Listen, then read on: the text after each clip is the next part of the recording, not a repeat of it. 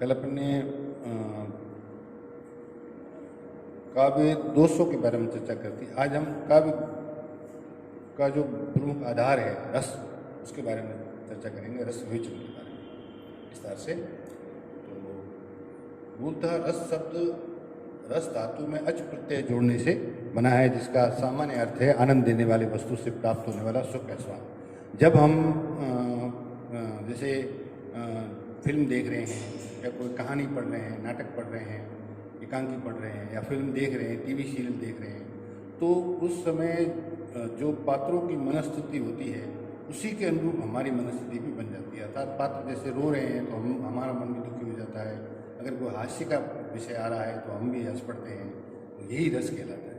मतलब मोटे तौर पर देखा जाए तो रस का व्यावहारिक रूप क्या है कि जहाँ नाटक के पात्र, नायक, नायिका, खलनायक वो जिस मनस्थिति में होते हैं, हमारी मनस्थिति भी वैसे हो जाती है। जैसे कोई खलनायक है, बहुत रौद्र रूप में अपना प्रदर्शन कर रहा है तो हमें भी उसके प्रति आक्रोश की भावना उत्पन्न होती है।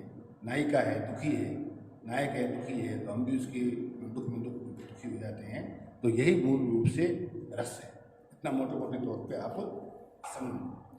तो रस शब्द जो है अच प्रत्यय जोड़ने से रस बना है, जिसका सामान्य अर्थ है आनंद देने वाली वस्तु से प्राप्त होने वाला सुख या स्वाद।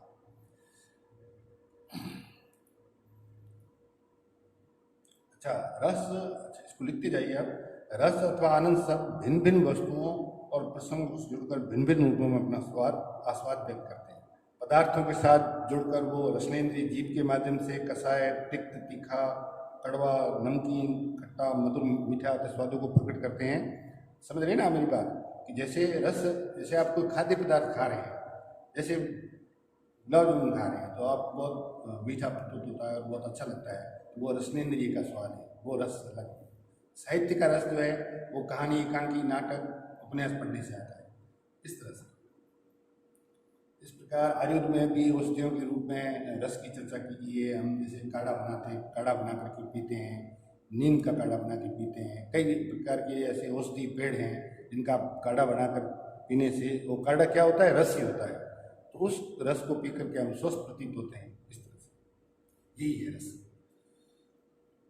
बोलचाल में भी रस शब्द का प्रयोग दैनिक जीवन में प्राय किया जाता है।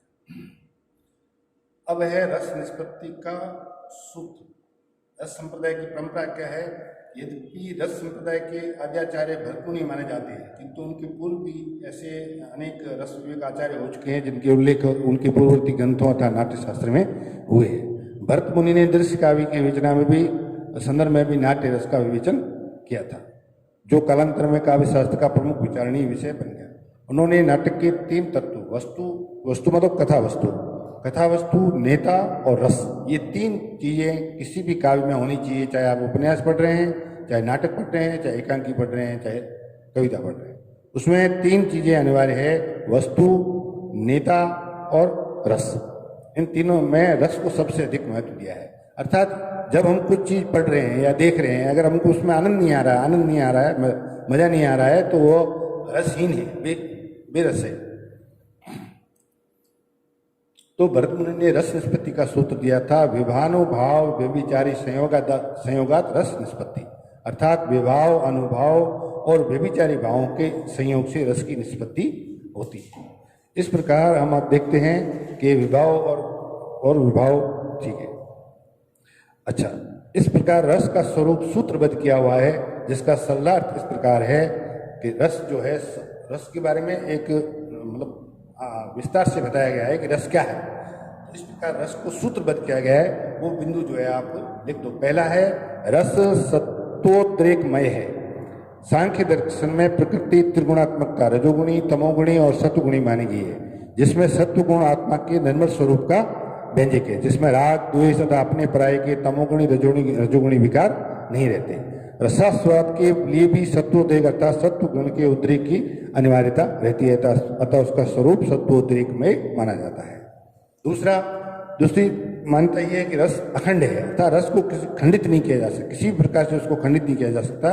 रस जो है एक प्रकार की आनंदमयी चेतना है, जिसके टुकड़े नहीं किए जा सकते। उसकी स्थिति विभाव आदि से संबंधित रहती है, जिनके पृथक्कीकरण संभव नहीं है।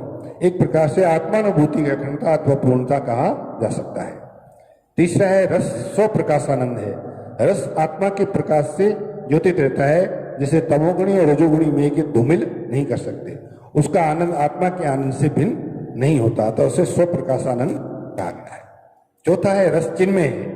रस चिन्मयता जो है आत्मा का धर्म है, अतः रस आत्म स्वरूप है, उसे शुद्ध बुद्ध आत्मा ही व्यक्त होती है और मन की मलिनता के लिए अवकाश नहीं रहता है। जब तक यह अवस्था बनी रहती है तो लौकिक सुखों की ऐन्द्रिक चाह या लालसा नहीं होती, अर्थात जब आदमी उसमें डूब जाता है पूर्ण रूप से तो संसार से परे हो जाता है, एकदम एक दूसरे लोक में पहुंच जाता है। पांचवा है यह वेदांतर स्पर्श शून्य है। रसास्वाद और काव्यानंद की वेला में अन्य प्रकार के सभी ज्ञानों का अभाव रहता है। उस समय वेद और संवेदनीय अनुभूति के अतिरिक्त वेदांतर किसी भी प्रवृत्ति के स्पर्श की शून्यता अथवा आत्मप्रकता का भाव इस हृदय के मन में रहता है।